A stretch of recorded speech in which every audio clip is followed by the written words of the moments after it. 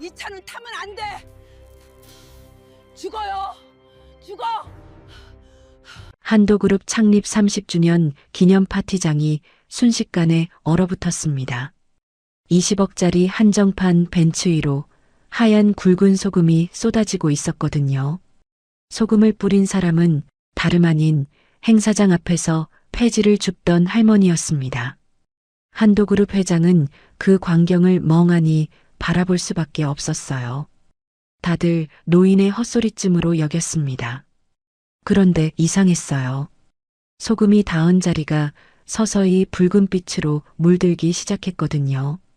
이 20억짜리 벤츠는 아내가 창립 30주년 선물로 직접 준비한 차였습니다. 그런데 왜 이 할머니는 소금까지 뿌려가며 이 차를 그토록 막아섰을까요? 도대체 이 차 안에는 어떤 비밀이 숨겨져 있었던 걸까요?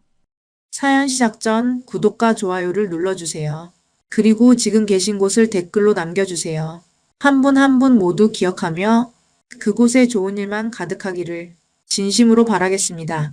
늦가을 햇살이 유난히 눈부시던 날이었습니다.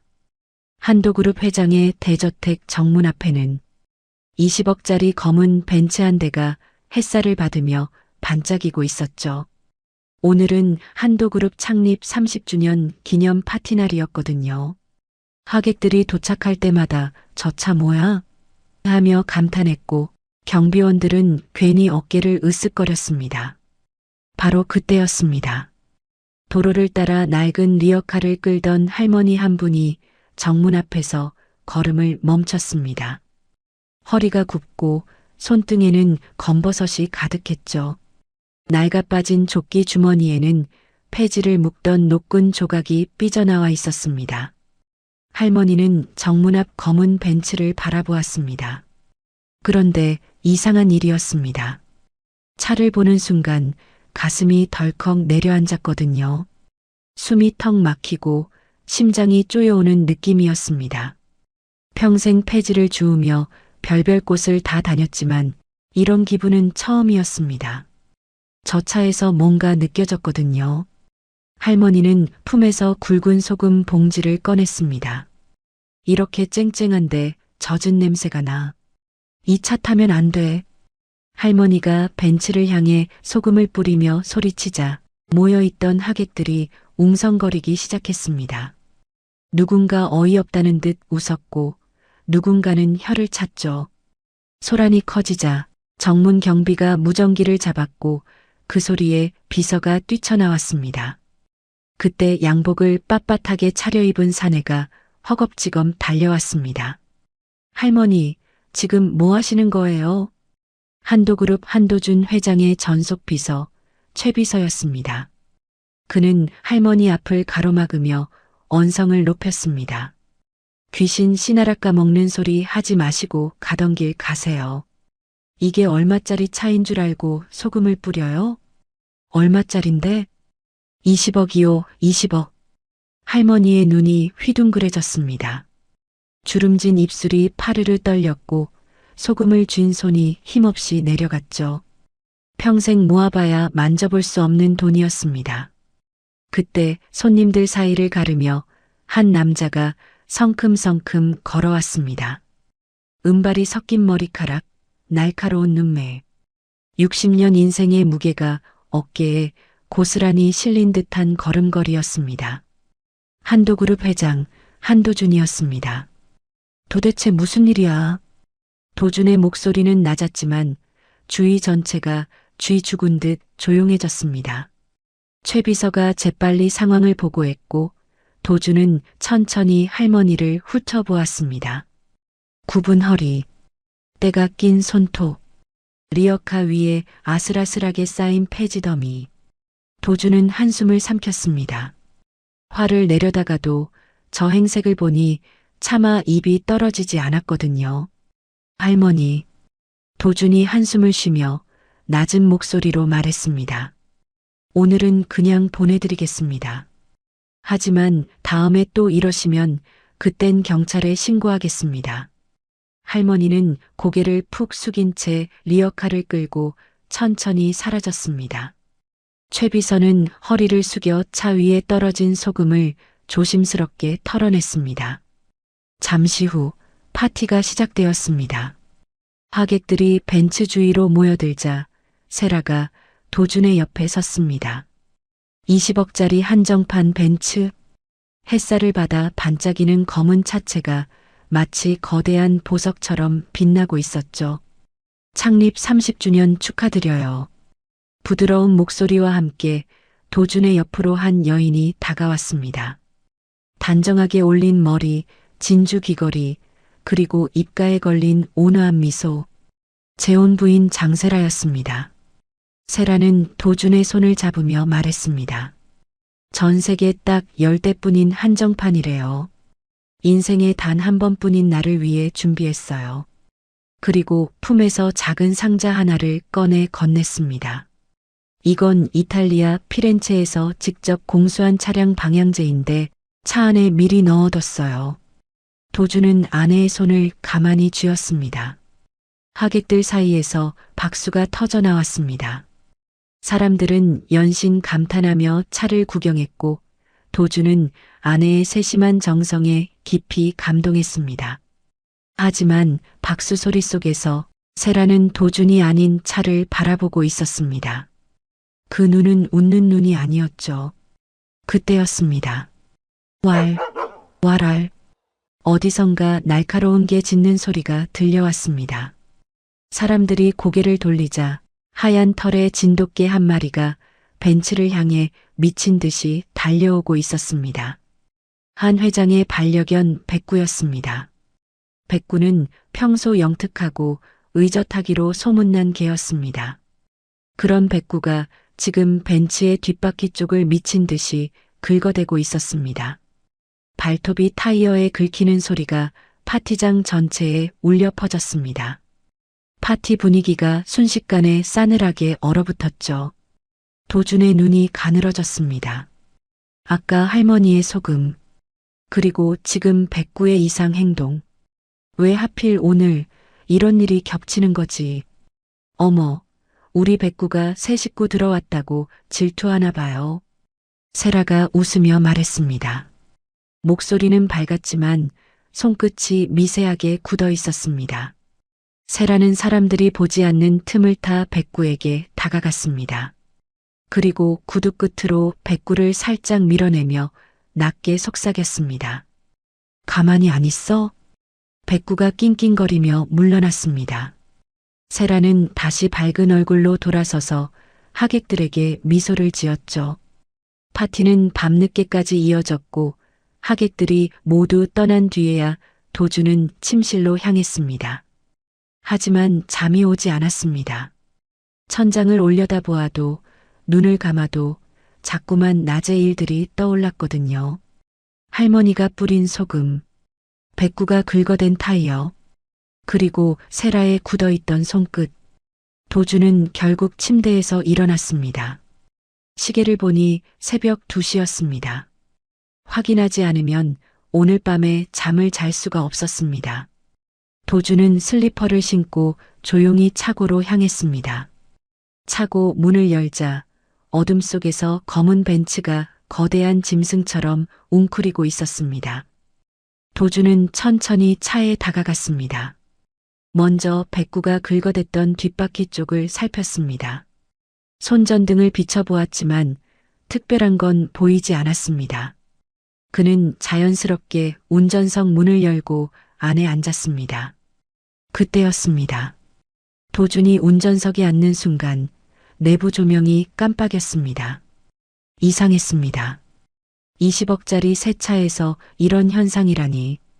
평생 수많은 고급차를 타봤지만 이런 건 처음이었거든요. 도준은 미간을 찌푸린 채 차에서 내렸습니다. 바로 그 순간 저택 2층 거실 창문 너머로 한 여인의 그림자가 서 있었습니다. 세라였습니다. 그녀는 어둠 속에서 남편의 모습을 가만히 내려다보고 있었죠. 입꼬리가 미세하게 올라간 채로 말이죠. 다음 날 아침이 밝았습니다. 도준은 밤새 설친 탓에 눈이 퀭했지만 아침 일찍 다시 차고로 향했습니다. 어젯밤 조명 현상이 자꾸 마음에 걸렸거든요. 차고 문을 열고 들어서는 순간 도준의 발걸음이 멈췄습니다. 본닛 위였습니다. 작은 틈새로 들어갔던 소금 알갱이 하나가 눈에 들어왔습니다. 어제 할머니가 뿌린 소금이었죠. 그런데 이상했습니다. 하얗던 소금이 붉게 변해 있었거든요. 마치 핏자국처럼. 도준은 평소 미신 따위는 믿지 않는 사람이었습니다. 하지만 그 순간 형언할 수 없는 쇠한 느낌이 등줄기를 타고 올라왔습니다.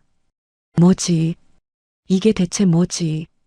침착하게 차 안을 훑던 도준의 손끝이 시트 조절 레버 깊숙한 틈새에서 멈췄습니다. 도준은 조심스럽게 그것을 꺼내 들었습니다. 모래알이었습니다. 아주 작은 모래알 몇 개가 손바닥 위에 놓여 있었습니다. 도준의 눈이 가늘어졌습니다. 20억짜리 한정판 신차. 그런 차의 시트 틈새에서 모래알이라니. 도준은 주먹을 꽉 쥐었습니다. 처음엔 우연이라 넘기려 했습니다. 우연이라고 하기엔 너무 많은 것들이 겹쳐 있었습니다. 도준은 곧바로 최비서를 불렀습니다. 이걸 비밀리에 알아봐. 세라한테는 절대 말하지 말고. 최비서는 모래알을 받아들며 눈을 크게 떴습니다. 회장님, 설마 이 차가. 아직은 몰라. 그러니까 알아보라는 거야. 최비서가 떠난 뒤 도준은 차고 문 앞에 한참을 서 있었습니다. 그때 뒤에서 발소리가 들려왔습니다. 여보, 이 이른 아침에 여긴 웬일이에요? 세라였습니다. 실내복 차림에 따뜻한 미소를 띠고 있었죠. 도준은 표정을 감추며 돌아섰습니다. 아, 새 차가 너무 좋아서 그냥 보러 왔어. 어머, 진짜 마음에 드셨나 보네요. 세라가 환하게 웃었습니다. 하지만 도준은 아내의 눈을 똑바로 바라볼 수가 없었습니다. 세라가 준비한 이 차 대체 뭐지? 도준은 아내의 손을 잡으며 웃어 보였지만 마음 한구석은 얼음장처럼 차갑게 식어가고 있었습니다. 이틀이 지난 오후 최 비서가 서재문을 두드렸습니다. 평소와 달리 얼굴이 굳어 있었고 손에는 두툼한 서류 봉투가 들려 있었죠. 회장님, 감정 결과가 나왔습니다. 도준은 신문을 내려놓으며 고개를 끄덕였습니다. 최 비서는 조심스럽게 서류를 꺼내 책상 위에 펼쳤습니다. 결론부터 말씀드리면 이 차는 신차가 아닙니다. 도준의 눈이 가늘어졌습니다. 예상했던 말이었지만 막상 들으니 가슴 한쪽이 서늘하게 내려앉았습니다. 최 비서는 서류를 한 장씩 넘기며 설명을 이어갔습니다. 차체 곳곳에서 침수 흔적이 발견되었고 정상적인 차량이라면 절대 나올 수 없는 미세한 녹자국도 확인되었다고 했습니다. 그리고 가장 이상한 건 차량 이력이었습니다. 이력 조회를 해봤는데 중간중간 기록이 비어 있었습니다. 누군가 일부러 손을 댄 것 같습니다. 도준은 서류를 받아들었습니다. 글자 하나하나를 눈으로 훑는데 손끝이 점점 차가워지는 게 느껴졌습니다. 그리고 회장님, 최 비서가 잠시 말을 멈추었다가 조심스럽게 덧붙였습니다. 파티날 할머니가 뿌린 소금 기억하십니까? 본닛 틈새에서 발견된 그 붉은 자국 말입니다. 도준은 고개를 끄덕였습니다. 핏자국처럼 변해 있던 그 소금 알갱이, 미신을 믿지 않는 자신조차 소름이 돋았던 그 장면이 떠올랐습니다. 전문가에게 분석을 맡겨봤습니다. 결과가 나왔는데요. 최 비서는 서류 한 장을 집어 도준 앞에 내밀었습니다. 침수 사고 때 유입된 미세한 철분 가루가 차체 안쪽에 남아 있었고 그게 소금과 만나면서 급격한 산화 반응을 일으킨 거라고 합니다. 그래서 붉게 변한 거죠. 도준의 손이 멈췄습니다. 그러니까 저 할머니가 뿌린 소금은 단순한 미신이 아니었던 거야. 차에 숨겨진 비밀을 끄집어낸 거였어. 젖은 냄새 난다고. 타지 말라고 했지. 도준이 낮게 중얼거렸습니다. 최비서는 아무 말 없이 고개를 숙였습니다. 도준은 서류를 덮고 잠시 눈을 감았습니다. 창립 30주년 기념으로 선물한 20억짜리 한정판 벤츠가 침수차라고, 누군가 손을 대서 이력까지 지운 차라고. 도준은 천천히 눈을 떴습니다. 그리고 낮은 목소리로 말했습니다. 세라를 불러.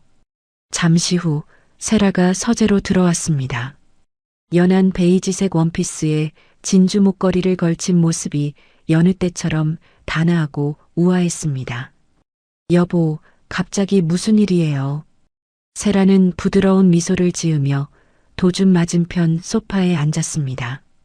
도준은 아무 말 없이 책상 위의 서류를 세라 쪽으로 밀었습니다. 세라의 시선이 서류 위로 향했습니다. 그리고 첫 장을 넘기는 순간 손끝이 미세하게 굳는 게 보였습니다. 이게 뭐예요? 차량 감정 결과야. 도준의 목소리는 낮고 차가웠습니다. 당신이 선물한 그 벤츠, 신차가 아니더군. 세라의 눈동자가 흔들렸습니다. 하지만 그건 찰나였고 이내 원래의 부드러운 표정으로 돌아왔습니다. 무슨 말씀이세요? 제가 직접 확인하고 들여온 건데. 여기 봐. 도준은 서류 위의 사진을 손가락으로 가리켰습니다. 시트 조절 레버 틈새에서 발견된 모래알갱이 사진이었습니다. 신차라면 절대 나올 수 없는 거야. 그리고 여기. 도준은 다른 사진을 펼쳤습니다. 차체 안쪽에 녹 자국과 침수 흔적이 선명하게 찍혀 있었습니다. 이 차는 물에 잠긴 적이 있어. 누군가 겉만 새 차처럼 꾸며놓은 거지. 세라의 얼굴이 하얗게 질렸습니다. 서류를 쥔 손이 사시나무 떨듯 떨리기 시작했습니다. 여보, 저는 정말 몰랐어요. 세라의 목소리가 가늘어졌습니다. 눈시울이 붉어지더니 이내 눈물이 볼을 타고 흘러내렸습니다. 사실은 공식적인 경로로 구하려면 1년은 기다려야 한다고 했어요. 그래서 지인을 통해서 급하게 들여온 거예요. 세라는 고개를 숙인 채 흐느꼈습니다. 당신 기쁘게 해드리고 싶었어요. 창립 30주년 특별한 선물을 드리고 싶었단 말이에요. 그런데 제가 너무 서둘렀나 봐요. 다 제 잘못이에요. 도준은 아무 말 없이 아내를 바라보았습니다. 눈물을 흘리며 자책하는 모습이 안쓰러워 보이기도 했습니다. 하지만 마음 한구석에서는 뭔가 찜찜한 기운이 사라지지 않았습니다. 다음 날 아침이었습니다. 도준이 거실로 나오자 세라가 먼저 와서 앉아 있었습니다. 그런데 어젯밤과는 완전히 다른 모습이었습니다. 화장기 없는 창백한 얼굴에 눈 밑에는 어두운 그림자가 내려앉아 있었죠. 밤새 한숨도 못 잔 게 분명했습니다. 여보, 세라가 힘없는 목소리로 도준을 불렀습니다. 그리고 테이블 위에 서류 뭉치 하나를 올려놓았습니다. 어젯밤에 다시 알아봤는데 제가 거래했던 사람한테 연락도 해보고 서류도 다시 확인해 봤는데요. 세라의 손이 떨리고 있었습니다. 사기를 당한 것 같아요. 도준은 서류를 집어들었습니다. 차량 매매 계약서, 신차 인증서, 수입 통관 서류. 언뜻 보기에는 멀쩡해 보였지만 자세히 들여다보니 곳곳에 어색한 부분이 눈에 띄었습니다. 도장 위치가 미세하게 어긋나 있거나 글씨체가 일정하지 않거나 브로커가 서류를 위조한 것 같아요. 저는 정말 몰랐어요, 여보. 세라의 눈에서 다시 눈물이 흘러내렸습니다. 도준은 서류를 내려놓고 아내를 바라보았습니다. 초췌한 얼굴, 떨리는 손, 흐느끼는 목소리. 평소의 세라라면 이런 실수를 할 사람이 아니었습니다. 꼼꼼하고 신중한 성격, 작은 일 하나도 몇 번씩 확인하고 넘어가는 완벽주의자. 그런 아내가 20억짜리 차를 사면서 브로커에게 속았다고? 도준은 아내를 안아주었습니다. 등을 토닥이며 괜찮다고, 당신 잘못이 아니라고 말해주었습니다. 하지만 안아주면서도 마음 한구석은 얼음처럼 차가웠습니다. 눈물보다 그녀가 피하는 눈빛이 더 마음에 걸렸거든요. 평소 똑바로 쳐다보며 말하던 아내가 오늘따라 자꾸 시선을 내리깔고 있었습니다. 위로해야 할 사람인지 의심해야 할 사람인지 도주는 알 수가 없었습니다. 일단 이 일은 여기서 덮자. 도준이 세라의 어깨를 잡으며 말했습니다. 선물은 당신 마음이니까 받을게. 하지만 20억이라는 큰 돈을 사기당한 거잖아. 지금 차를 돌려보내거나 처분하면 브로커가 발뺌할 구실만 주는 거야. 세라가 고개를 들어 도준을 올려다보았습니다. 그럼 어떻게 해요? 당분간 차고에 보관해. 해결될 때까지는 손대지 말고. 도준은 부드럽게 웃어 보였습니다. 세라는 눈물을 훔치며 고마워요 여보, 이해해줘서 라고 말하고 조용히 자리에서 일어났습니다. 그 순간 세라의 얼굴에서 모든 표정이 사라졌습니다. 볼을 타고 흐르던 눈물 자국은 이미 말라 있었고 눈빛은 차갑게 가라앉아 있었습니다. 일요일 아침이었습니다. 세라는 평소보다 일찍 일어나 외출 준비를 마쳤습니다. 오늘은 매달 한 번씩 진행하는 지방보육원 봉사활동 날이었거든요. 직접 포장한 선물 꾸러미를 챙기고 운전기사에게 차를 대기시킨 뒤 현관을 나섰습니다. 도주는 서재에서 신문을 읽다가 아내의 뒷모습을 바라보았습니다. 내조의 여왕. 사람들은 세라를 그렇게 불렀습니다. 매달 빠지지 않고 봉사활동을 다니고 불우이웃 돕기 행사에 얼굴을 비추고 완벽한 재벌가 안주인의 모습이었죠. 두어 시간쯤 지났을까요? 도준의 휴대폰이 울렸습니다. 여보, 큰일 났어요. 세라의 목소리가 다급하게 들려왔습니다. 아이들 선물 꾸러미를 깜빡하고 안 가져왔어요. 어떻게? 도준은 눈살을 찌푸렸습니다. 김 기사 보내면 되잖아. 그게요. 세라가 잠시 말을 멈추었다가 조심스럽게 말을 이었습니다. 아이들이 회장님 얼굴을 직접 보고 싶대요. 당신이 직접 그 멋진 차에 선물을 싣고 오시면 아이들한테도 정말 의미 있는 날이 될 것 같아서요. 도준의 손이 멈췄습니다. 그 멋진 차. 세라가 말한 건 분명 그 20억짜리 벤츠였습니다. 그 차는 사고차대 어떻게 타? 아, 그거요? 세라의 목소리가 밝아졌습니다. 어제 당신이 걱정하시길래 아침 일찍 실력 있는 엔지니어를 불러서 점검을 마쳤어요. 이상 없대요. 잠시 후 도준의 휴대폰에 사진 한 장이 도착했습니다. 점검표였습니다. 엔지니어의 서명과 도장이 선명하게 찍혀 있었고 모든 항목에 이상 없음이라고 적혀 있었죠. 도준은 한참 동안 점검표를 들여다보았습니다. 찝찝한 기분이 사라지지 않았거든요. 하지만 아이들이 기다리고 있다는 말에 결국 고개를 끄덕이고 말았습니다. 오늘 한 번만. 아이들을 위한 거니까. 도준은 차고로 향했습니다. 검은 벤츠가 어둠 속에서 묵직하게 웅크리고 있었습니다. 운전석에 앉아 시동을 걸자 엔진이 낮게 울렸습니다. 세라가 넣어둔 방향제 향기가 코끝을 스쳤습니다. 도준은 대문을 나서 고속도로에 진입했습니다. 늦가을 햇살이 창문 너머로 쏟아져 들어왔고 도로는 한산했습니다. 라디오에서는 잔잔한 클래식 음악이 흘러나왔죠. 속도계가 100km를 가리킬 무렵이었습니다. 저 멀리 터널 입구가 보이기 시작했습니다.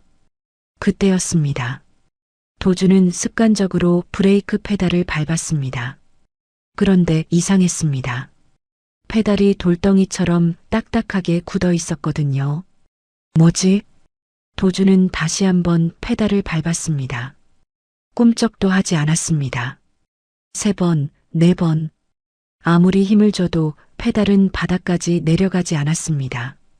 순간 등줄기를 타고 식은땀이 흘러내렸습니다. 브레이크가 안 돼. 도준의 심장이 미친 듯이 뛰기 시작했습니다. 앞에는 터널이 빠르게 다가오고 있었고 속도는 줄어들 기미가 보이지 않았습니다. 100km, 110km, 속도계 바늘이 점점 올라갔습니다. 이대로 가면 죽는다.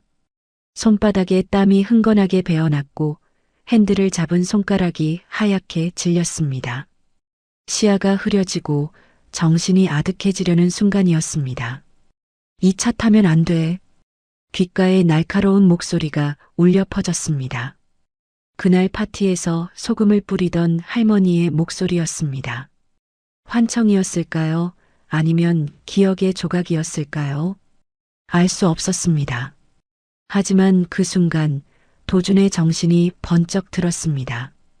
저 할머니 말이 맞았어. 이 차는 처음부터 죽음의 덫이었어. 도준은 이를 악물고 핸들을 꺾었습니다.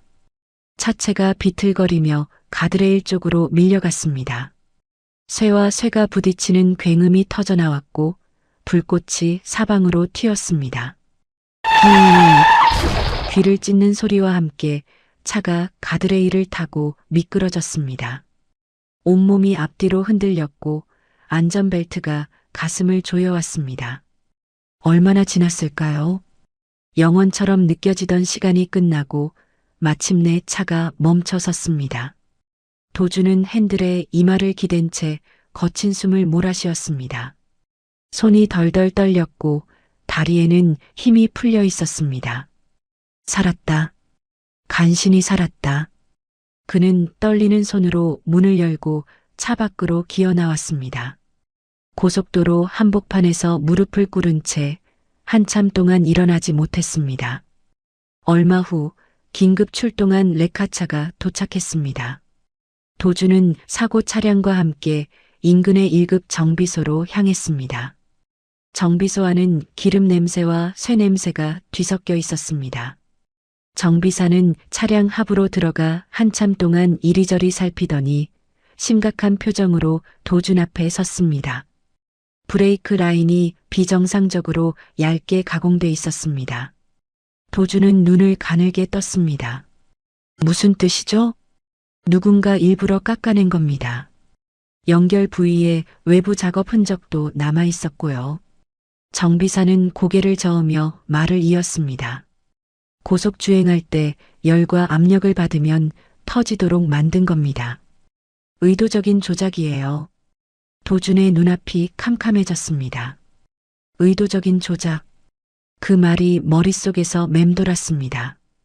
그리고 이 차, 정비사가 덧붙였습니다. 침수차네요. 겉은 새 차 같은데 시트, 바닥, 냄새까지 다 갈아치우면 되거든요. 하지만 물이 들어간 쇳속까지는 못 속여요. 도준은 더 이상 말을 듣지 못했습니다. 귀가 먹먹해지고 눈앞이 흐려졌습니다. 아침에 세라가 보낸 점검표가 떠올랐습니다. 엔지니어의 서명. 모든 항목에 적힌 이상 없음. 그게 전부 거짓말이었던 거야. 처음으로 이 모든 게 우연이 아닐지도 모른다는 생각이 들었습니다.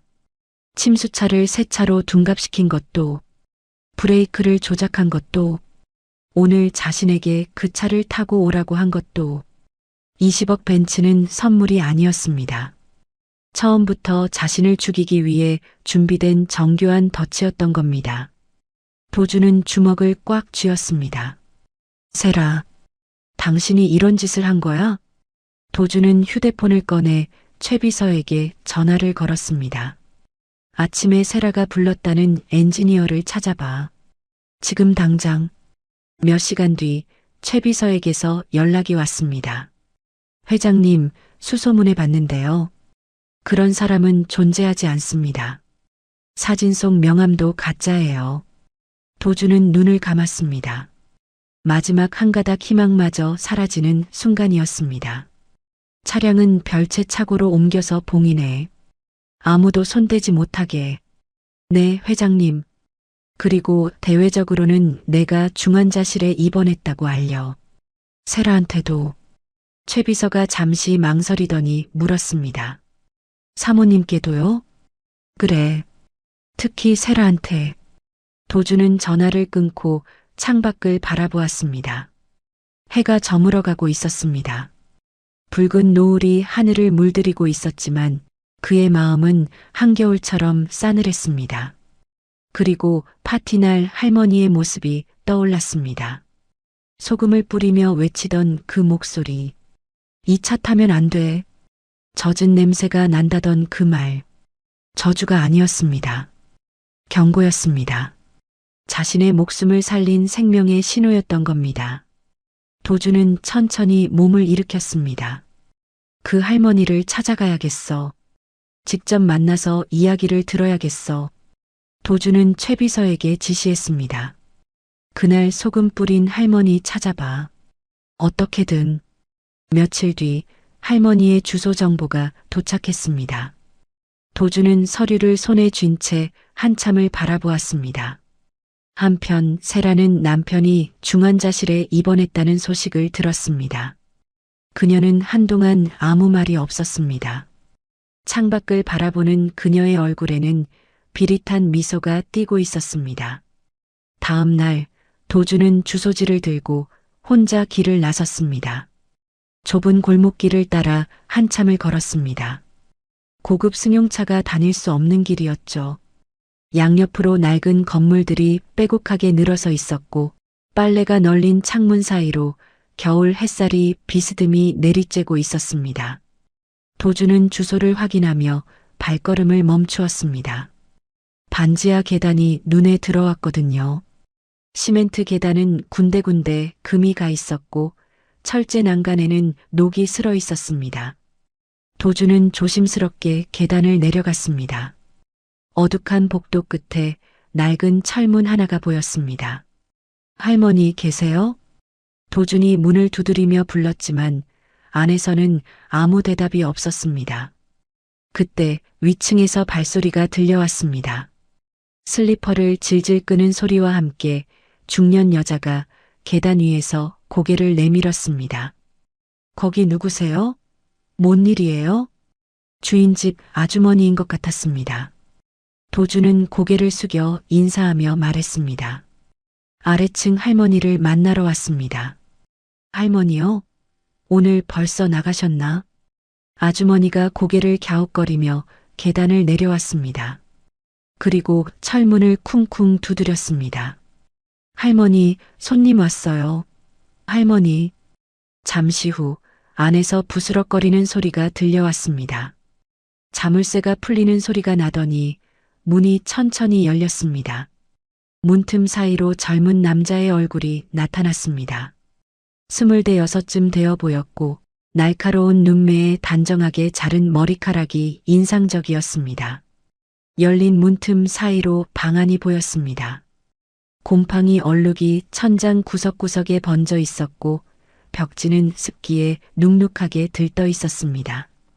창문은 반쯤 땅에 묻혀 있어서 햇빛이 거의 들어오지 않았죠. 형편이 어려워 보증금 낮은 반지하를 구한 게 분명했습니다. 그런데 이상한 건 따로 있었습니다. 남루한 방 한 구석, 거친 손마디로 닦아낸 듯 깨끗하게 정돈된 책상이 눈에 들어왔거든요. 도주는 눈을 가늘게 떴습니다. 묘한 경외감이 가슴을 스쳤습니다. 누구세요? 젊은 남자가 경계하는 눈빛으로 물었습니다. 그리고 반사적으로 몸을 옆으로 움직여 뒤에 있는 누군가를 가렸습니다. 할머니를 보호하려는 본능적인 움직임이었죠. 도주는 그 모습을 보며 가슴이 뜨거워지는 걸 느꼈습니다. 그때 책상 위에 펼쳐져 있던 책이 눈에 들어왔습니다. 기업 범죄와 관련된 법학 자료였습니다. 빽빽하게 밑줄이 그어져 있었고 포스트잇이 여기저기 붙어 있었죠. 도주는 젊은이의 눈을 똑바로 바라보았습니다. 날카롭고 강직한 눈매. 어디선가 본 듯한 느낌이 들었습니다. 마치 거울을 보는 것 같았죠. 젊은 시절에 나도 저런 눈을 하고 있었지. 세상을 향해 덤벼들 것 같은 저 눈빛. 도주는 설명할 수 없는 이끌림에 그 자리에 얼어붙었습니다. 민수야, 누구냐? 뒤에서 떨리는 목소리가 들려왔습니다. 젊은이의 어깨 너머로 작은 체구의 할머니가 보였습니다. 굽은 허리, 주름진 얼굴, 파티날 소금을 뿌리던 바로 그 할머니였습니다. 할머니는 도준의 얼굴을 보자마자 얼굴이 하얗게 질렸습니다. 그날 자신이 소금을 뿌렸던 그 사람이라는 걸 알아본 거죠. 아이고, 회장님. 할머니가 휘청거리며 민수의 팔을 붙잡았습니다. 우리 애는 죄가 없어요. 제가 멋대로 한 짓이에요. 벌을 주시려면 저만 주세요. 제발 이의 앞길만은 막지 말아주세요. 할머니의 눈에 눈물이 그렁그렁 맺혔습니다. 민수라고 불린 젊은이가 할머니를 부축하며 도준을 노려보았습니다. 도준은 두 손을 들어 보이며 말했습니다. 오해이십니다. 저는 따지러 온 게 아니에요. 할머니가 고개를 들었습니다. 눈물 젖은 눈으로 도준을 올려다보았죠. 그럼 뭐하러 오셨어요? 감사 인사를 드리러 왔습니다. 도준은 천천히 말을 이었습니다. 그날 할머니가 뿌린 소금 덕분에 제가 살았어요. 할머니와 민수의 눈이 동시에 커졌습니다. 도준은 방 안으로 들어가도 되겠냐고 조심스럽게 물었고 할머니는 어리둥절한 표정으로 고개를 끄덕였습니다. 좁은 방 안에 세 사람이 마주 앉았습니다. 도준은 그동안 있었던 일을 하나하나 털어놓기 시작했습니다. 침수차였다는 것, 브레이크가 조작되어 있었다는 것, 고속도로에서 죽을 뻔했다는 것. 그 순간 할머니 목소리가 들렸어요. 이 차 타면 안 된다고 하셨던 그 말이요. 도준의 목소리가 낮게 떨렸습니다. 그 소리 덕분에 정신이 번쩍 들었고 가드레일에 차를 긁으면서 겨우 살았습니다. 할머니는 한참 동안 아무 말도 하지 못했습니다. 그러다 천천히 입을 열었습니다. 나도 왜 그런지는 몰라요.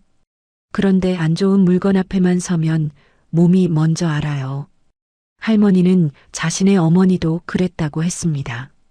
안 좋은 기운을 느끼는 능력이 대대로 내려온 거라고요. 그날 그 차를 보자마자 소름이 쫙 돋았어요. 겉은 번쩍번쩍했는데 무슨 강한 향기가 눅눅하고 비릿한 강물 냄새를 덮어버리는 느낌이었죠.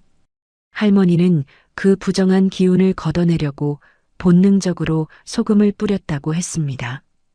그게 그렇게 비싼 차인 줄은 꿈에도 몰랐어요. 할머니가 고개를 푹 숙였습니다. 도준이 말을 하는 동안 민수는 말없이 일어나 낡은 전기포트에 물을 끓이기 시작했습니다. 찬장에서 컵 3개를 꺼내 믹스커피를 타더니 조심스럽게 테이블 위에 내려놓았습니다.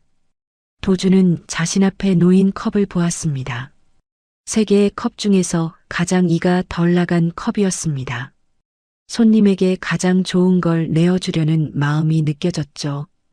민수는 할머니 옆에 앉아 어깨를 한번 다독여 주었습니다. 괜찮다는 듯이, 걱정하지 말라는 듯이. 도준은 그 모습을 바라보다가 가슴 깊은 곳이 뭉클해지는 걸 느꼈습니다. 어디선가 본 듯한 눈빛, 오래 잊고 있던 기억이 가슴 한구석을 건드렸습니다. 할머니가 커피를 한 모금 마시더니 입을 열었습니다. 우리 민수가요, 시골에서 공부를 어찌나 잘했는지 전교 1등만 했어요. 할머니의 얼굴에 자랑스러운 빛이 떠올랐습니다. 농어촌 특별 전형인가 뭔가로 서울대에 붙었어요. 그때 제가 얼마나 울었는지 몰라요. 할머니는 원래 시골에서 노점 김밥을 팔아 민수를 뒷바라지했다고 했습니다. 그런데 서울로 대학을 오게 되면서 함께 올라왔는데 서울은 노점 단속도 심하고 물가도 높아서 지금은 폐지를 주어 생활비를 번다고요. 할머니, 민수가 민망한 듯 할머니의 팔을 잡았습니다. 별걸 다 얘기하셔. 그만하세요. 왜 자랑스러운 걸 왜 숨겨? 할머니가 씩 웃으며 말을 이었습니다. 이 애가 합격 통보 받았을 때요.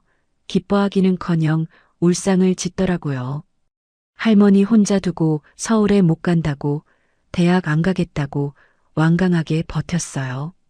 민수의 귀가 빨개졌습니다. 결국 제가 같이 올라왔죠. 이 애는 낮에는 학교에서 공부하고 밤에는 제 손수레를 대신 끌어줘요. 과외도 하고 편의점 알바도 하면서요. 할머니의 목소리가 떨렸습니다. 제 든든한 버팀목이에요. 이 애가. 도주는 민수를 바라보았습니다.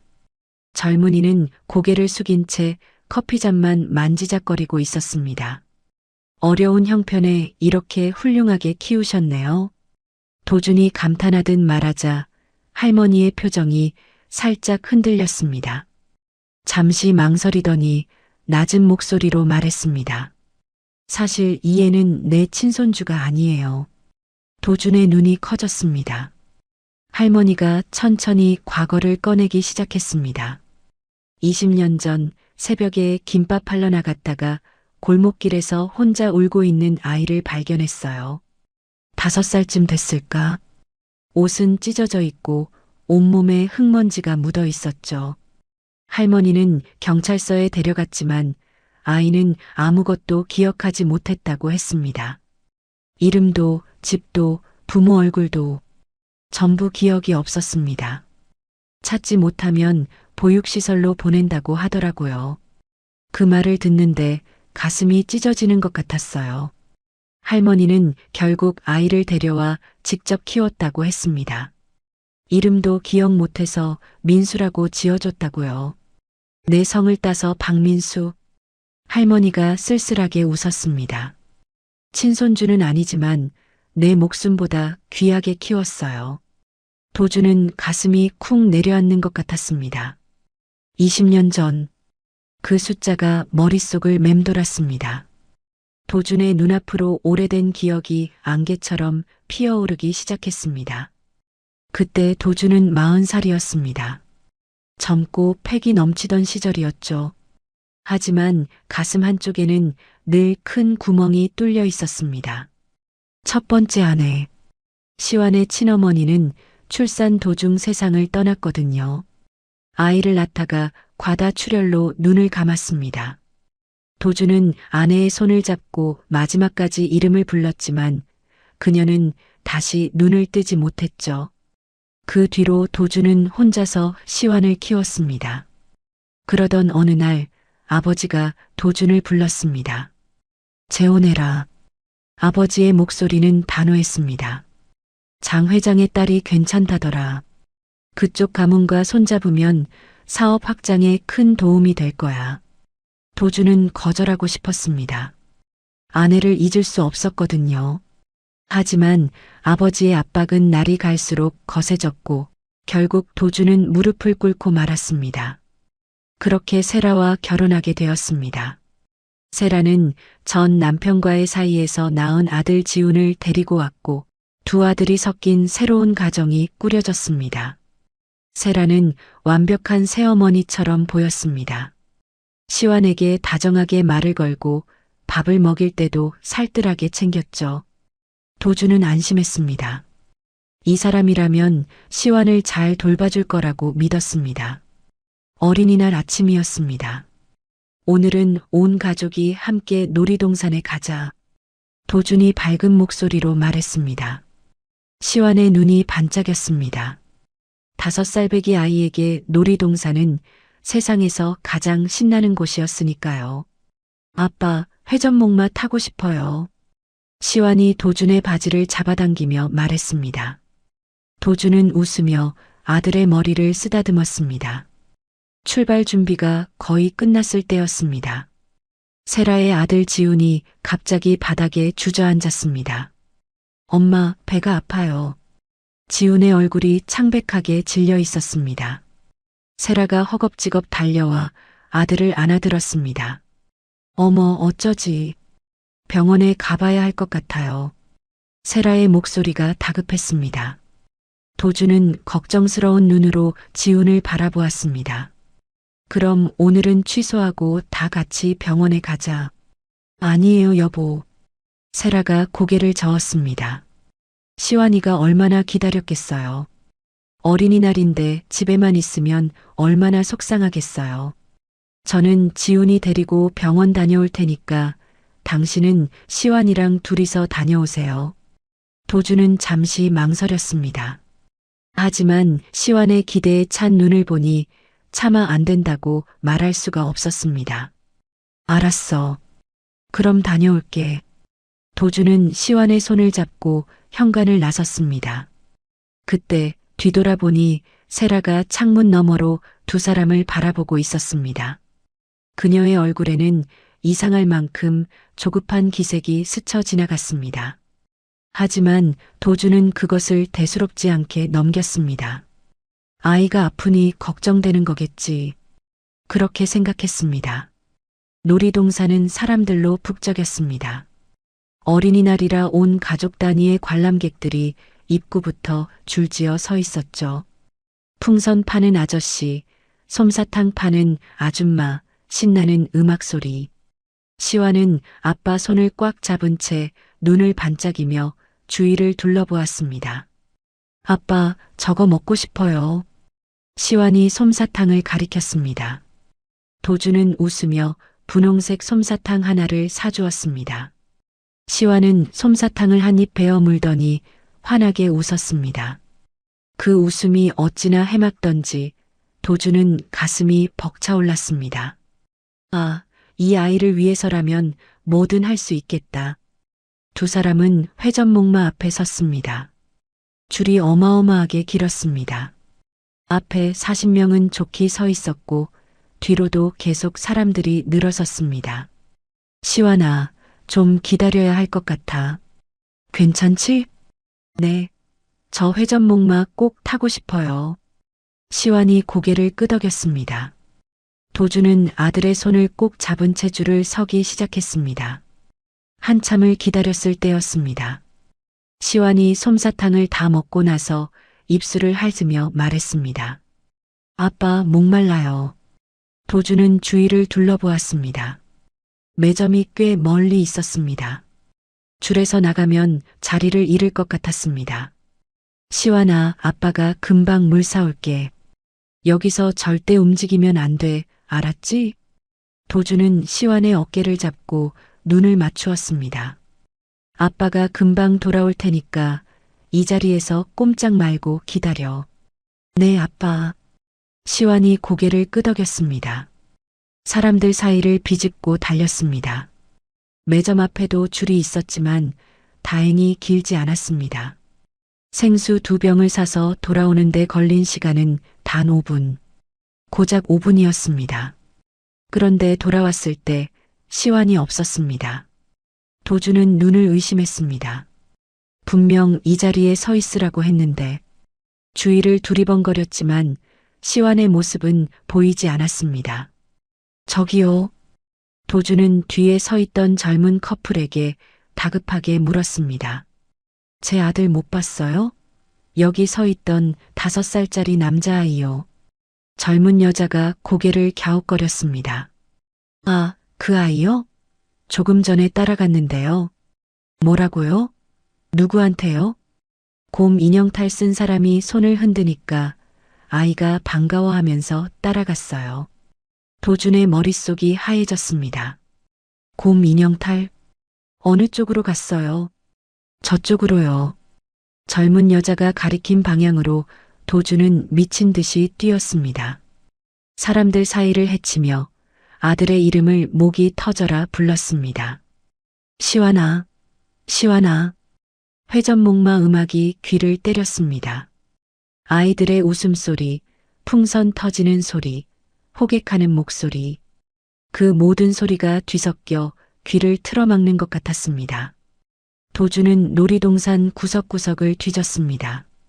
화장실, 매점 뒤, 놀이기구 아래. 하지만 시완은 어디에도 없었습니다. 경비실에 신고하고 안내방송을 부탁했습니다. 5살 남자아이를 찾습니다. 분홍색 티셔츠를 입고 있습니다. 방송이 놀이동산 전체에 울려 퍼졌지만 아무도 시완을 봤다는 사람이 없었습니다.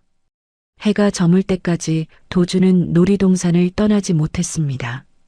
경찰이 왔고 수색이 시작되었지만 시완의 흔적은 끝내 발견되지 않았습니다. 그날 밤 도주는 텅 빈 집으로 돌아왔습니다. 시완의 방 문을 열었을 때 침대 위에 놓인 작은 인형이 눈에 들어왔습니다. 시완이 가장 좋아하던 토끼 인형이었습니다. 도주는 인형을 끌어안고 바닥에 주저앉았습니다. 소리 없이 울었습니다. 어깨가 들썩였고 눈물이 턱을 타고 흘러내렸습니다. 그 뒤로 도주는 미친 사람처럼 시완을 찾아 헤맸습니다. 전단지를 수만 장 돌렸습니다. 전국의 경찰서를 찾아다녔습니다. 해외 입양 기관까지 샅샅이 뒤졌습니다. 하지만 시완은 끝내 나타나지 않았습니다. 그렇게 20년이 지났습니다. 도주는 그날의 죄책감을 가슴에 문신처럼 새기고 살아왔습니다. 매년 어린이날이 되면 그 놀이동산 앞에 가서 한참을 서 있었습니다. 도주는 천천히 눈을 떴습니다. 눈앞에 민수가 앉아 있었습니다. 할머니에게 커피를 따라주고 있는 젊은 청년. 도주는 가슴 깊은 곳이 무너지는 것 같았습니다. 설마 이 청년이. 하지만 그는 고개를 저었습니다. 우연일 뿐이야. 세상에 그런 우연이 어디 있겠어. 그렇게 스스로에게 말했지만 심장은 멈출 줄을 몰랐습니다. 며칠이 지났습니다. 도주는 할머니의 반지하 방을 다시 찾아갔습니다. 이번이 3번째 방문이었죠. 또 오셨어요? 민수가 문을 열며 어리둥절한 표정을 지었습니다. 처음에는 낯선 손님이었지만 이제는 익숙한 얼굴이 되어 있었습니다. 할머니 안 계시나? 네, 폐지 주우러 나가셨어요. 오늘은 일찍 나가셔서요. 도주는 고개를 끄덕이며 방 안으로 들어섰습니다. 좁은 방 안에는 습기 냄새와 함께 오래된 종이 냄새가 섞여 있었습니다. 책상 위에는 서울대 로고가 박힌 전공 서적들이 가지런히 놓여 있었고 그 옆에는 빼곡하게 필기가 된 노트가 펼쳐져 있었습니다. 뭐 하고 있었어? 아, 과제요. 재벌 기업의 사회적 책임이라는 주제인데 자료 찾기가 쉽지 않네요. 민수가 머리를 극적이며 말했습니다. 도준의 눈이 반짝였습니다. 그 주제라면 내가 좀 도와줄 수 있을 것 같은데. 민수가 고개를 갸웃거렸습니다. 회장님이요? 재벌 기업이 어떻게 돌아가는지 안에서 직접 본 사람이 얘기해주면 더 생생하지 않겠어? 할머니가 내 목숨을 살려줬으니 그 정도는 해줘야지. 도주는 웃으며 말했습니다. 민수는 잠시 망설이다가 고개를 끄덕였습니다.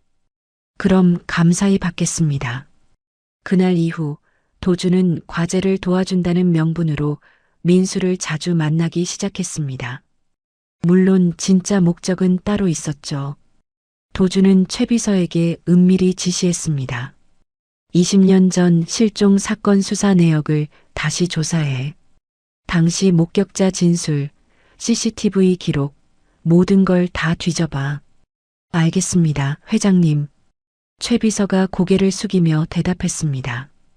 어느 날 저녁이었습니다. 도주는 민수와 할머니를 특별한 장소로 초대했습니다. 그룹 본사도 아니고 대저택도 아니었습니다. 서울 외곽에 위치한 작은 별채였습니다. 여기가 어디예요? 민수가 주위를 둘러보며 물었습니다. 예전에 자주 오던 곳이야. 조용하고 좋아서. 도주는 담담하게 대답했지만 사실 이곳에는 특별한 사연이 담겨 있었습니다. 예전 첫 번째 아내와 어린 시완이 함께 웃으며 뛰어놀던 곳. 아내가 세상을 떠난 뒤에도 시완과 단둘이 와서 별을 보던 곳.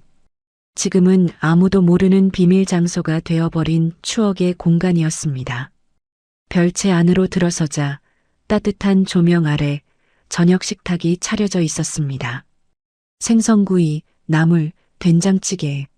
소박하지만 정성이 가득한 상차림이었습니다. 아이고, 이렇게까지 해주시면 어떡해요. 할머니가 연신 손사래를 쳤습니다. 앉으세요. 오늘은 제가 대접하는 날이에요. 도주는 할머니의 손을 잡고 자리에 앉혔습니다. 식사가 시작되었습니다. 도주는 젓가락을 들면서도 자연스럽게 민수를 관찰했습니다. 말투, 손짓, 고개를 기울이는 각도, 어딘지 모르게 익숙한 느낌이 자꾸만 가슴을 건드렸습니다. 그때 민수가 생선을 집어들었습니다. 그리고 조심스럽게 가시를 발라내기 시작했습니다. 얇은 가시 하나하나를 정성스럽게 골라낸 뒤 살점만 깔끔하게 발라서 할머니의 밥 위에 올려놓았습니다. 할머니, 가시 다 발랐어요. 드세요. 아이고, 우리 민수. 할머니가 눈시울을 붉히며 웃었습니다. 도주는 그 모습을 바라보다가 가슴이 뜨거워지는 걸 느꼈습니다. 바르게 자랐구나. 정말 바르게 자랐어. 식사가 어느 정도 진행되었을 때 도준이 자리에서 일어났습니다. 잠깐만 기다려. 내가 직접 만든 게 하나 있어. 도준은 부엌으로 들어가더니 잠시 후 커다란 접시를 들고 나왔습니다. 접시 위에는 빨간 고추장으로 볶은 제육볶음이 김을 뿜고 있었습니다. 회장님이 직접 요리를 하셨어요? 민수가 놀란 눈으로 물었습니다. 나도 요리는 잘 못해. 근데 딱 하나 제육볶음만큼은 식당보다 낫다니까. 도주는 너스레를 떨며 접시를 식탁 한가운데에 내려놓았습니다. 고춧가루랑 고추장을 넣어서 매콤하게 만들었으니까 맛있게 먹어. 민수는 젓가락을 들어 제육볶음을 한 점 집었습니다. 입에 넣는 순간 매운맛이 혀끝을 확 감쌌습니다. 그 순간이었습니다. 딸깍. 민수의 목 깊은 곳에서 이상한 소리가 났습니다. 물을 마시기도 전에 횡격막이 경련을 일으키며 내는 특유의 소리였습니다. 도준의 손에서 숟가락이 떨어졌습니다. 쨍그랑 하는 소리가 조용한 식탁에 울려 퍼졌습니다. 회장님, 괜찮으세요? 민수가 놀라서 물었습니다. 도준은 대답하지 못했습니다. 온몸에 전율이 흘렀습니다. 심장이 미친 듯이 뛰었고 손끝이 차갑게 얼어붙었습니다. 저 소리를 나는 알아. 도주는 지금은 없어졌지만 30대까지는 매운 음식을 먹으면 똑같은 소리를 냈습니다. 그리고 시완도 마찬가지였습니다. 아들이 2살 때 처음 매운 음식을 맛보고 저 소리를 내는 걸 듣고 아내와 함께 웃었던 기억이 떠올랐습니다. 여보, 시완이도 당신이랑 똑같네. 딸깍 소리. 그러게. 유전인가 봐. 그날의 대화가 귓가에 생생하게 맴돌았습니다. 도주는 떨리는 눈으로 민수를 바라보았습니다. 그리고 무심코 민수의 귓볼 쪽으로 시선이 갔습니다. 희미하지만 분명하게 보이는 작은 점 3개. 흐릿했지만 위치가 정확히 일치했습니다. 시완의 귓볼에도 똑같은 점이 3개 있었거든요. 도주는 숨을 삼켰습니다. 우연이 아니야. 이건 절대 우연이 아니야. 식사가 끝난 뒤 민수와 할머니가 먼저 자리를 떴습니다. 도주는 텅 빈 식탁 앞에 홀로 앉아 있었습니다. 그의 손에는 작은 비닐봉지가 들려 있었습니다. 봉지 안에는 민수가 앉았던 의자에서 떨어진 머리카락 몇 가닥이 담겨 있었죠. 도주는 휴대폰을 꺼내 최 비서에게 전화를 걸었습니다. 지금 바로 와. 긴급 유전자 검사를 의뢰해야 해. 한편 같은 시각 세라는 서재에 앉아 노트북 화면을 들여다보고 있었습니다. 화면에는 민수의 사진이 크게 띄워져 있었습니다. 사설 탐정이 보내온 사진이었죠. 며칠 전 세라는 이상한 첩보를 입수했습니다. 남편이 병원이 아닌 외곽의 지하방을 드나든다는 것. 그래서 탐정을 붙여 그곳을 조사하게 했습니다. 서울대생이라고? 세라는 보고서를 읽으며 눈을 가늘게 떴습니다. 가난한 폐지 할머니와 서울대생 손주. 어딘가 석연치 않았습니다. 세라는 사진을 확대했습니다. 민수가 책을 넘기는 순간을 포착한 사진이었습니다. 고개가 살짝 기울어져 있었고 귓볼이 드러나 있었죠. 세라의 손이 멈추었습니다. 귓볼에 선명하게 보이는 점 3개. 세라의 얼굴이 창백하게 질렸습니다. 심장이 쿵 내려앉았고 손끝이 얼음장처럼 차가워졌습니다. 세라는 급히 탐정에게 전화를 걸었습니다. 그 청년에 대해 자세히 알려주세요. 조사한 바로는 어린 시절 기억이 전혀 없다고 합니다. 5살 이전 일은 아무것도 모른대요. 세라는 전화를 끊고 한숨을 내쉬었습니다. 세라의 눈빛이 차갑게 가라앉았습니다. 저 둘을 남편에게서 완전히 떼어놓아야 해. 영영 다시는 만나지 못하게. 며칠 후 동네에 이상한 소문이 돌기 시작했습니다. 그 서울대생 알아? 농어촌 특별 전형으로 붙었다더네. 응, 왜? 입시 사기꾼이래. 시험지 유출해서 붙었다더라. 소문은 삽시간에 퍼져나갔습니다. 민수가 과외를 하던 학부모들이 앞다투어 연락을 끊었습니다. 죄송한데요. 과외는 더 이상 못 맡길 것 같아요. 네. 갑자기 왜요? 이런저런 얘기가 있어서요. 이해해 주세요. 민수는 영문도 모른 채 하룻밤 사이에 모든 수입원을 잃었습니다. 할머니도 마찬가지였습니다. 평소 인사를 나누던 이웃들이 수군거리기 시작했습니다. 어쩐지 할머니가 신기가 있네 어쩌네 하더니 사기를 치려고 그랬냐 보다. 재벌한테 접근해서 한몸 잡으려고 했대. 할머니가 폐지를 주우러 나가자 다른 노인들이 길을 막았습니다. 여기는 우리 구역이야. 딴 데 가서 주워. 아니, 나도 항상 여기서 줍는데. 사기꾼 할머니가 무슨 얼굴로 여길 와? 저리 꺼져. 할머니는 눈물을 삼키며 리어카를 끌고 돌아서야 했습니다. 도준에게도 소식이 전해졌습니다. 세라가 직접 자료를 들고 왔습니다. 여보, 이것 좀 보세요. 세라는 노트북 화면을 도준에게 보여주었습니다. 민수의 개인 저장 공간에 발견되었다는 파일들이 나열되어 있었습니다. 명문대 부정 입학 자료. 그리고 이것 좀 보세요. 세라는 또 다른 화면을 띄웠습니다. 민수가 한도그룹 실종 아들에 관한 정보를 검색한 기록이었습니다. 저 사람들이 당신에게 접근한 게 우연이 아니에요. 처음부터 계획된 사기였어요. 도준은 아무 말 없이 화면을 바라보았습니다. 기록은 정교했습니다. 날짜, 시간, 검색어까지 모든 게 상세하게 남아 있었죠. 내가 사기꾼들에게 노란한 건가? 도준의 마음속에 서늘한 의구심이 피어올랐습니다. 하지만 동시에 다른 생각도 들었습니다. 지하방에서 마주한 민수의 맑은 눈빛, 할머니가 민수를 바라보던 애틋한 시선. 도준은 고개를 저었습니다. 아니야. 평생 사람을 상대해온 내 육감이 말해. 도준은 자리에서 일어났습니다. 여보, 어디 가세요? 좀 생각할 게 있어. 도준은 서재를 나와 최 비서에게 전화를 걸었습니다. 유전자 검사 결과 언제 나와? 긴급 절차로 신청해서 며칠 내로 나올 겁니다. 나오는 대로 바로 연락해. 도준은 전화를 끊고 창밖을 바라보았습니다. 어둠이 내려앉은 하늘 아래 별 하나가 희미하게 빛나고 있었습니다.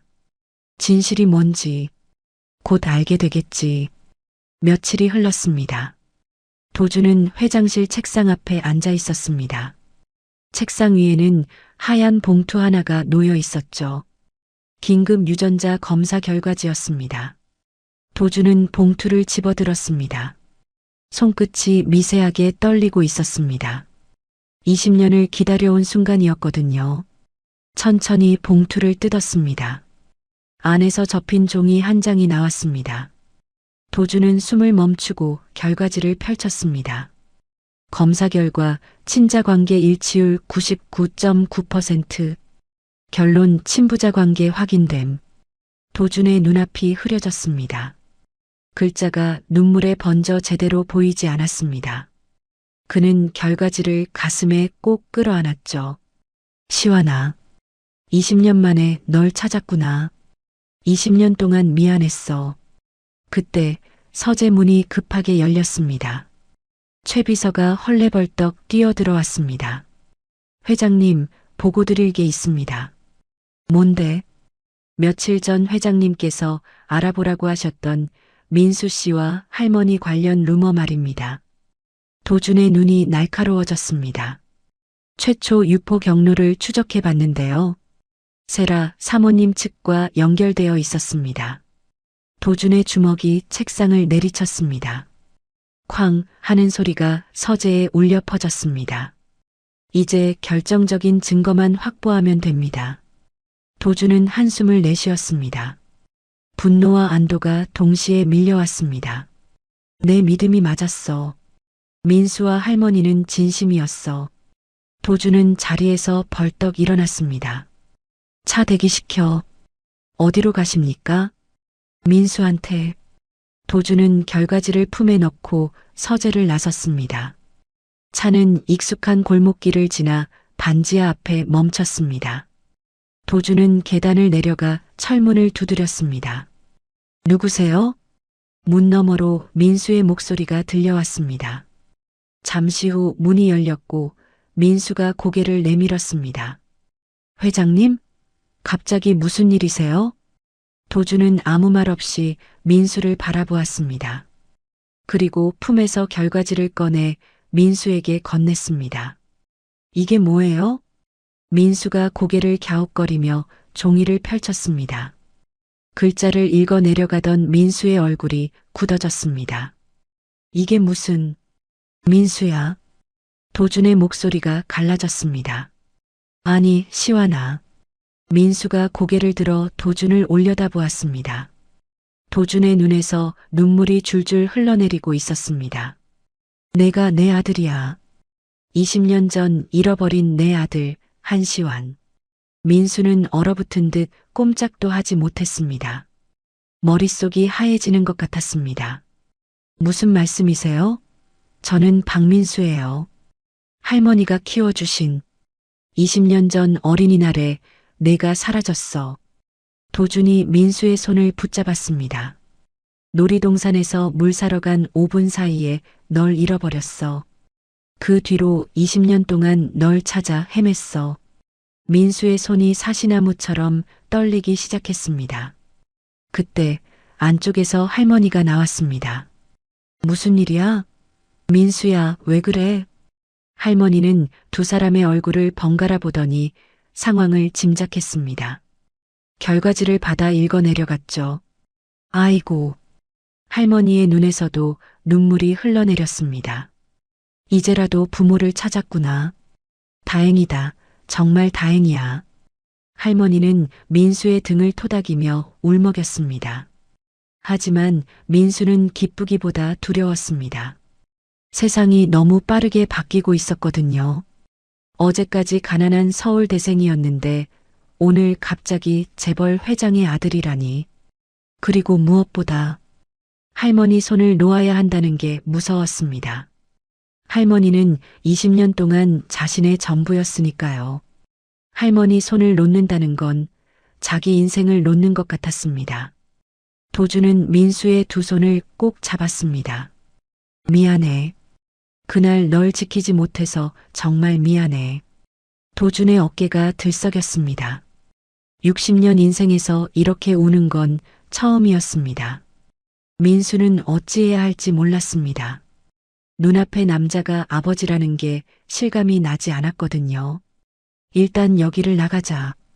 도준이 눈물을 닦으며 말했습니다. 더 이상 이런 곳에서 지내게 할 수 없어. 할머니, 제가 모시고 가겠습니다. 도준은 민수와 할머니를 차에 태우고 비밀 별채로 향했습니다. 별채에 도착하자 차에서 내린 할머니가 먼저 소리를 질렀습니다. 아이고, 저게 뭐야? 할머니가 가리킨 곳은 별채 옆에 붙은 차고였습니다. 문이 반쯤 열려 있었고 그 안에 검은 벤츠 한 대가 보였습니다. 사고 당시의 처참한 모습 그대로였습니다. 가드레일에 긁힌 자국, 찌그러진 차체, 증거 보존을 위해 그대로 보관해 둔 거였죠. 아이고, 할머니가 놀라서 뒷걸음질 쳤습니다. 그 불길한 쇳덩이가 왜 여기 있어요? 증거로 보관해 둔 거예요. 이 차가 모든 걸 증명할 거니까요. 민수는 천천히 벤치에 다가갔습니다. 이게 20억짜리 차구나. 할머니가 소금을 뿌렸던 바로 그 차. 신기한 마음에 차를 이리저리 살폈습니다. 그리고 조심스럽게 운전석 문을 열었습니다. 그 순간이었습니다. 밀폐된 차 안에 농축되어 있던 향기가 코끝을 강렬하게 찔렀습니다. 세라가 넣어둔 방향제 향기였습니다. 달콤하면서도 독한 냄새. 민수의 몸이 얼어붙었습니다. 머릿속의 장면이 아니라 감정이 먼저 터졌습니다. 숨이 막혔습니다. 심장이 쿵쿵 뛰었습니다. 온몸에 소름이 돋았습니다. 이 냄새 알아. 민수는 비틀거리며 뒤로 물러났습니다. 머릿속에서 무언가가 깨어나고 있었습니다. 봉인되어 있던 기억의 조각들이 하나둘씩 떠올랐습니다. 인형탈. 커다란 곰 인형탈을 쓴 누군가의 팔. 그 팔에 이끌려 어딘가로 걸어갔던 기억. 차 안. 좁고 어두운 공간. 안전벨트의 차가운 촉감. 그리고 이 독한 향기. 민수가 머리를 감싸쥐며 신음했습니다. 다리에 힘이 풀려 바닥에 주저앉았습니다. 민수야. 도준이 달려와 민수를 붙잡았습니다. 괜찮아? 어디 아파? 민수는 대답하지 못했습니다. 눈앞이 빙글빙글 돌았고 귀에서 웅웅거리는 소리가 났습니다. 그날 밤 민수는 악몽에 시달렸습니다. 어둠 속에서 누군가 자신을 끌고 가는 꿈. 숨이 막히고 울고 싶은데 소리가 나오지 않는 꿈. 그리고 계속해서 들려오는 달콤하고 독한 향기. 물. 민수가 잠꼬대처럼 중얼거렸습니다. 아빠가 물 사온다 했는데 옆에서 지켜보던 도준의 얼굴이 하얗게 질렸습니다. 그 말. 20년 전 놀이동산에서 자신이 시완에게 했던 말. 금방 물 사올게. 여기서 기다려. 도준은 무릎이 꺾이며 바닥에 주저앉았습니다. 두 손으로 얼굴을 감싸며 오열했습니다. 미안해. 아빠가 미안해. 그날 널 지키지 못해서. 민수가 천천히 눈을 떴습니다. 눈가에 눈물 자국이 번져 있었습니다. 저도 조금씩 기억이 나요. 민수의 목소리가 떨렸습니다. 인형탈. 곰 인형탈을 쓴 사람이 손을 흔들었어요. 그래서 따라갔어요. 도준의 심장이 찢어지는 것 같았습니다. 그리고 차에 탔는데 이 냄새가 났어요. 이 독한 냄새. 민수는 도준의 손을 꼭 쥐었습니다. 그리고 천천히 입을 열었습니다. 아빠. 단 두 글자였습니다.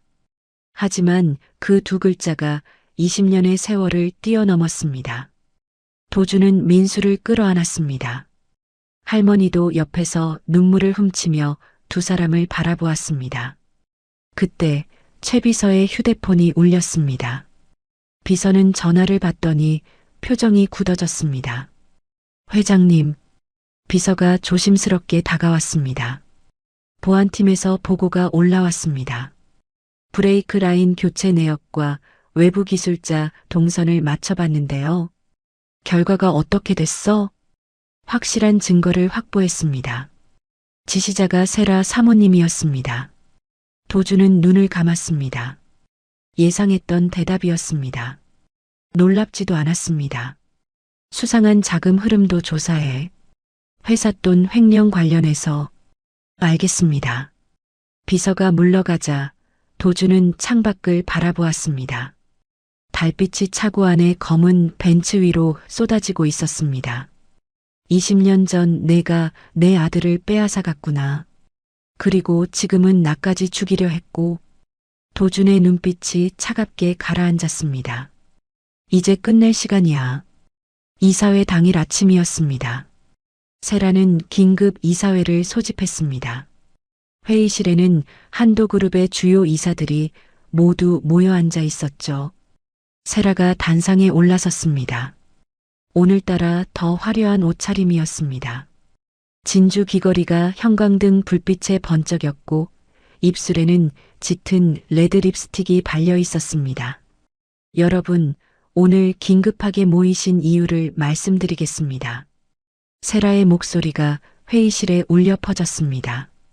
한도준 회장님의 해임안을 상정하고자 합니다. 이사들 사이에서 웅성거리는 소리가 났습니다. 해임이라니요? 무슨 일입니까? 한 이사가 물었습니다. 회장님께서 최근 정신적으로 불안정한 상태입니다. 폐지 줍는 할머니와 신원불명의 청년에게 속아 넘어가셨어요. 세라는 준비해온 자료를 이사들에게 배포했습니다.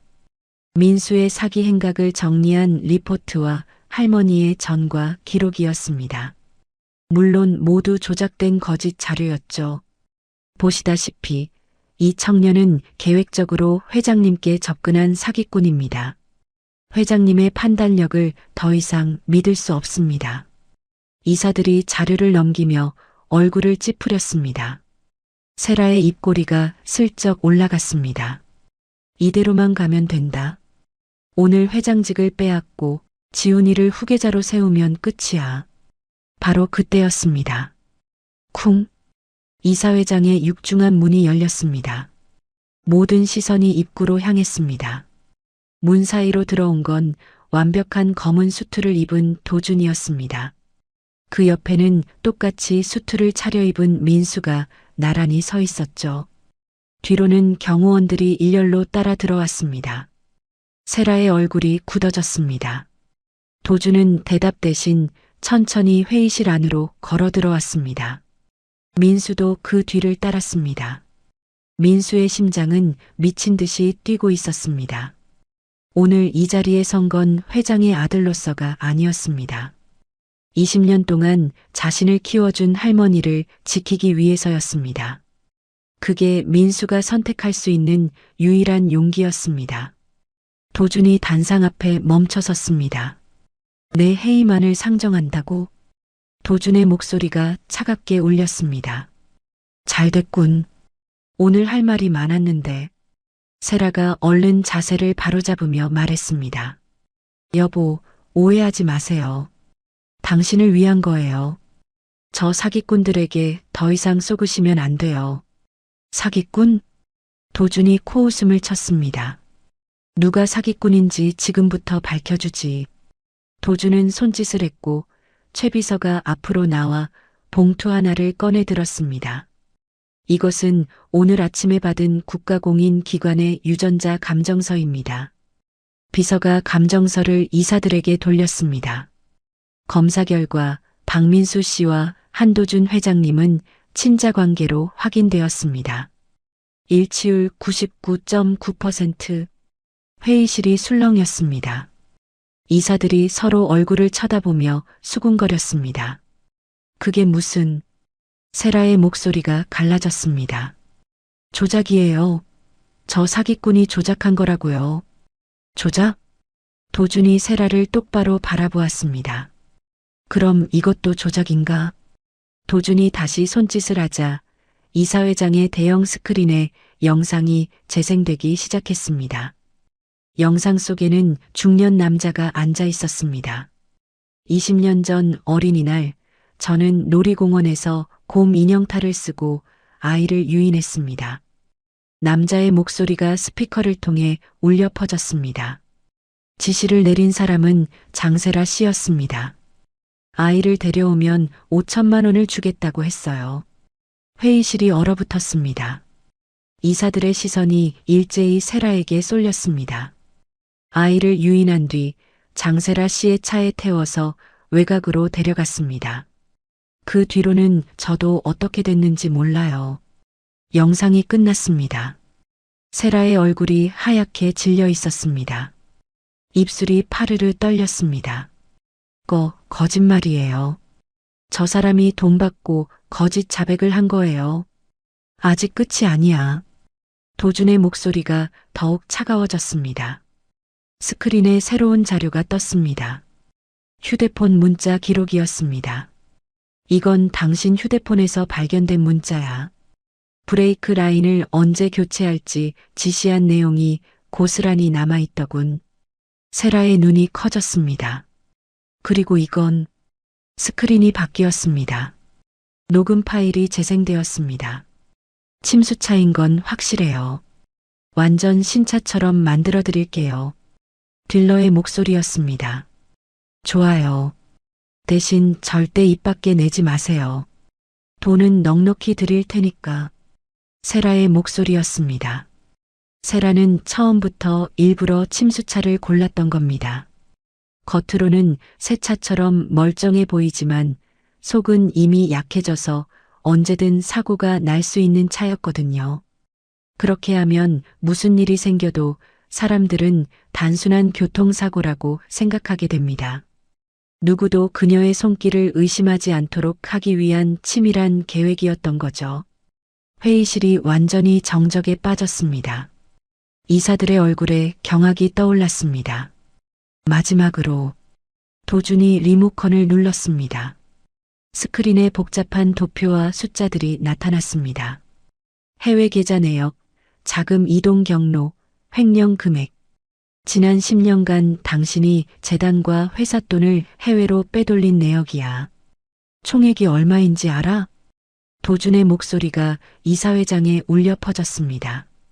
347억이야. 이사들 사이에서 탄식이 터져 나왔습니다. 세라는 더 이상 말을 잇지 못했습니다. 온몸이 얼어붙은 것처럼 움직이지 않았습니다. 그때 민수가 앞으로 나섰습니다. 그의 손에는 작은 병 하나가 들려 있었습니다. 세라가 벤치에 넣어두었던 그 방향제였습니다. 민수는 세라의 코앞까지 다가갔습니다.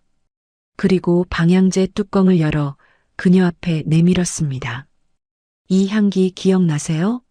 민수의 목소리가 떨렸습니다. 20년 전 저를 차에 태울 때 났던 바로 이 향기예요. 세라의 눈동자가 흔들렸습니다.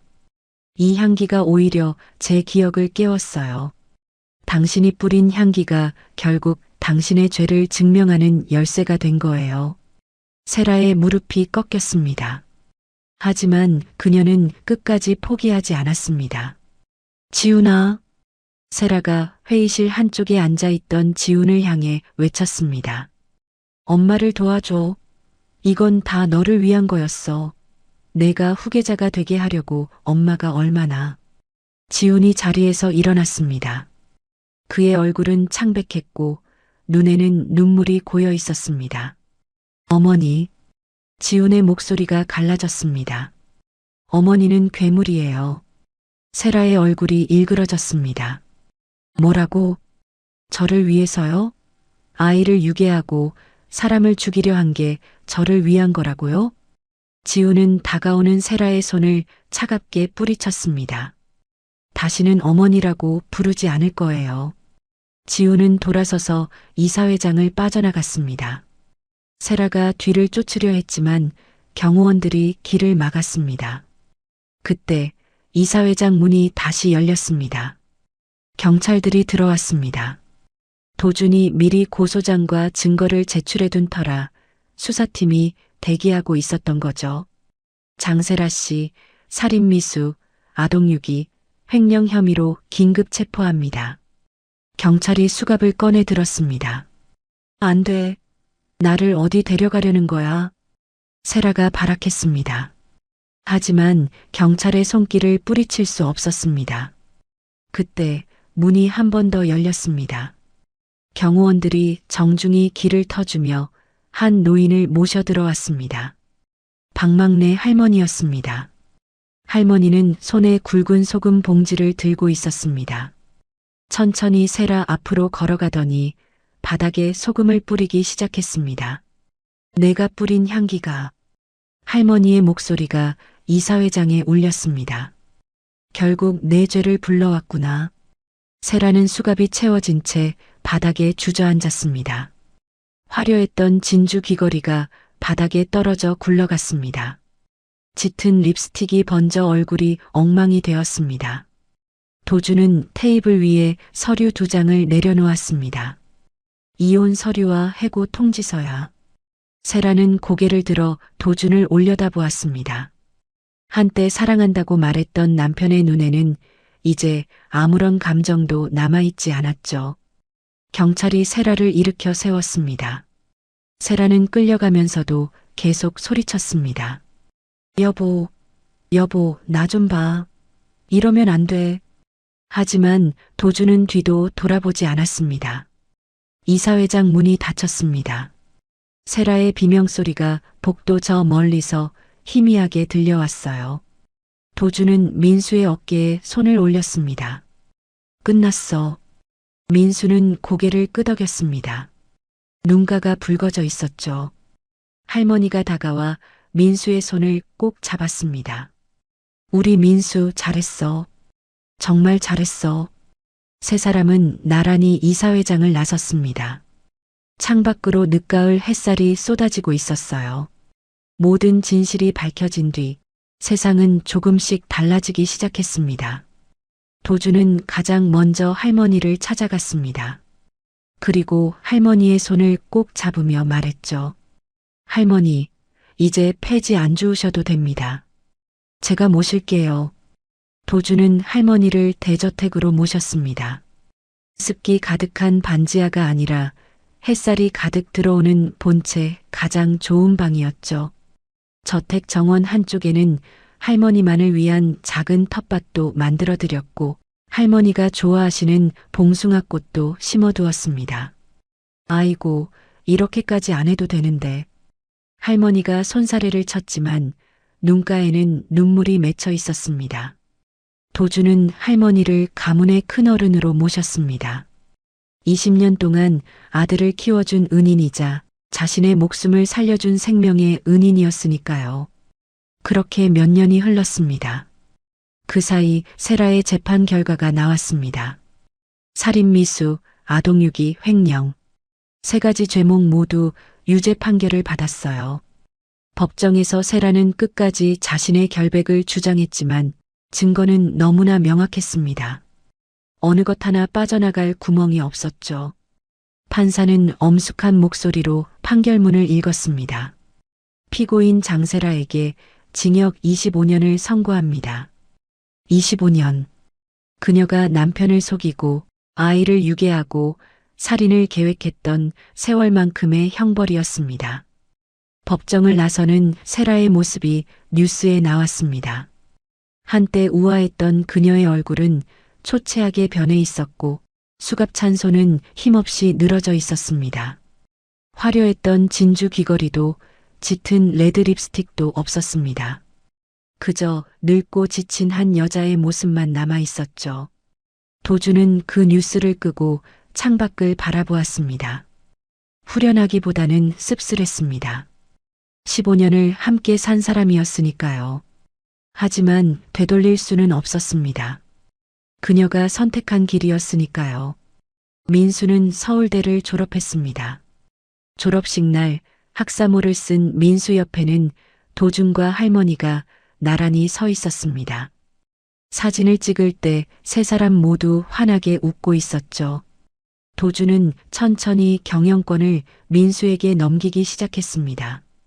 급하게 밀어붙이지 않았습니다. 20년을 기다렸으니 이제 서두를 이유가 없었거든요. 민수는 할머니에게 배운 대로 정직하게 회사를 이끌었습니다. 직원들에게 따뜻하게 대했고 거래처에 약속을 어기는 법이 없었습니다. 사람들은 그런 민수를 보며 고개를 끄덕였습니다. 역시 할머니께서 사랑으로 정성스럽게 키운 아이답다.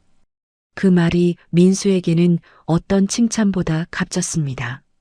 도주는 매일 아침 민수와 함께 산책을 했습니다. 저택 뒤편에 있는 작은 숲길을 천천히 걸으며 이야기를 나눴죠. 오늘 날씨 좋네. 네, 아버지. 공기도 맑고요. 별것 아닌 대화였습니다. 하지만 도준에게는 그 순간이 세상 무엇보다 소중했습니다. 20년 동안 잃어버렸던 부자의 시간을 조금씩 채워나가는 기분이었거든요. 저택도 많이 달라졌습니다. 할머니가 끓여주시는 된장찌개 냄새, 민수가 내리는 커피 향기, 사람 사는 냄새가 저택을 가득 채웠습니다.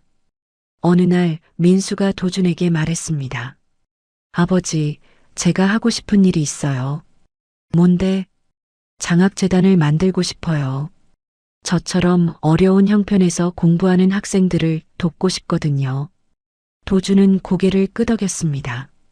좋은 생각이다. 이름은 정했어?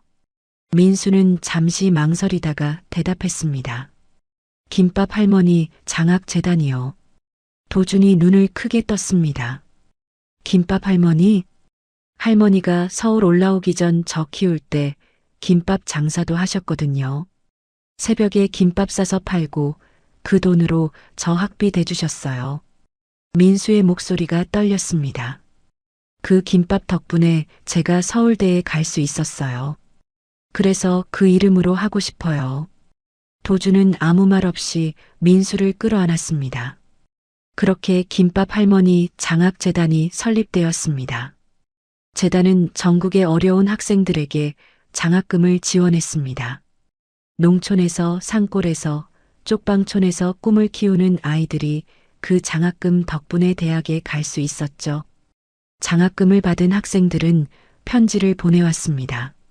김밥 할머니 덕분에 꿈을 포기하지 않을 수 있었습니다. 감사합니다. 민수는 그 편지들을 읽을 때마다 눈시울이 붉어졌습니다.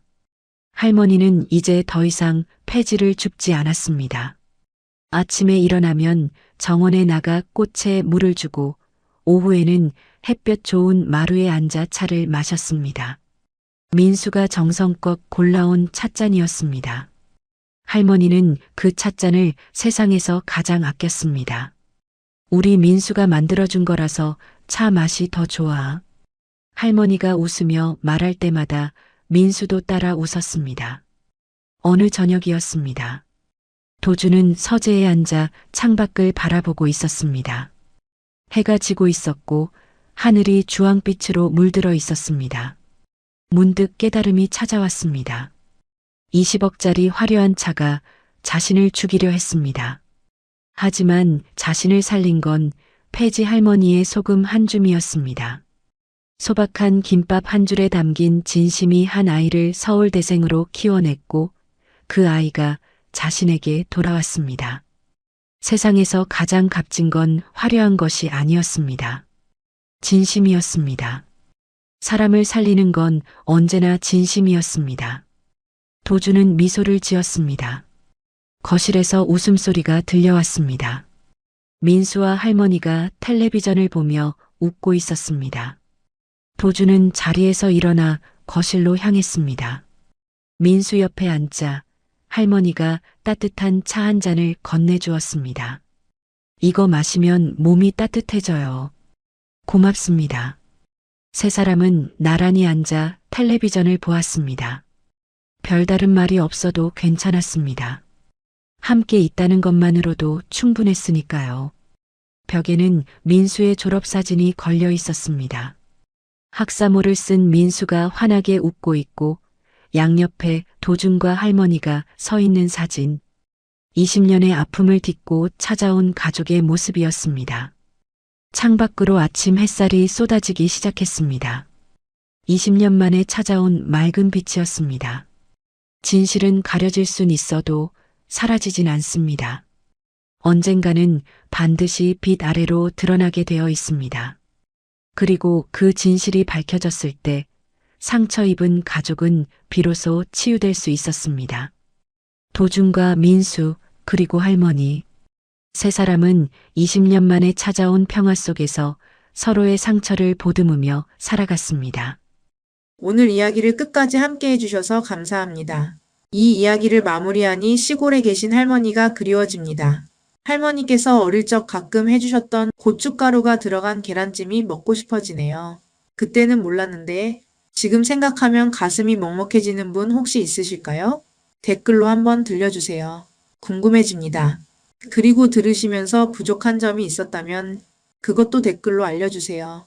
다음 영상을 만들 때 꼭 반영해서 더 좋은 이야기로 찾아뵙겠습니다.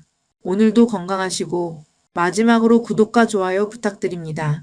진심을 전해드리는 사연 채널 인생영가였습니다. 감사합니다.